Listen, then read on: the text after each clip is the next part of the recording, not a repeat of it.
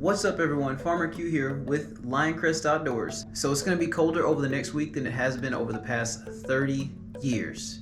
So I'm going to go over 5 things that's going to help you protect your system as much as possible from this incoming weather.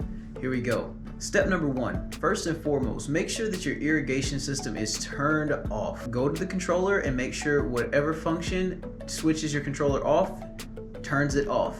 And if you're not sure of it, just go ahead and unplug your controller, because the last thing that you want is for your irrigation system to try to run under these conditions, because you can cause damage that could have been easily avoided. Step number 2, you're going to want to detach any existing water hoses from any current water spigots that are on the outside of your house. The last thing that you want is for your water hose equipment to be destroyed, and then if there's any water inside that spigot and that spigot's not strong enough to withstand that ice expanding, it's going to break too, and that can cause a major water leak, and you do not want that. Step number 3, cover any existing water spigots outside with newspaper or towels wrapped in duct tape, or even foam if you have it, because the more insulation the better.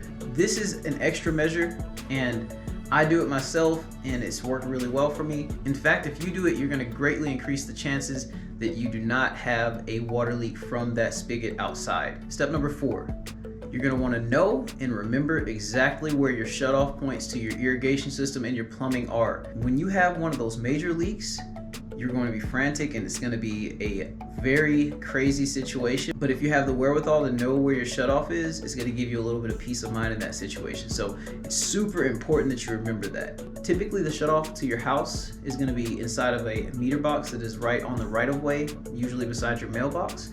And the shutoff to your irrigation system is going to be in a green circular or green square box that has a shutoff ball valve inside of it. So be on the lookout for those, and if you don't know where they are, go ahead and get a jump start looking for that before we have the biggest parts of the freeze coming. Step number 5, if you have any problems with your system, make sure you get in contact with Lioncrest Outdoors. You can find us at lioncrestoutdoors.com or over at facebook.com looking for Lioncrest Outdoors.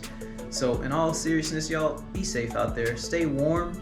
I hope this video was helpful for any homeowners who are looking for some insight on what they need to do when it gets really cold like this for an extended period of time. But y'all know what that means. That's Farmer Q, out.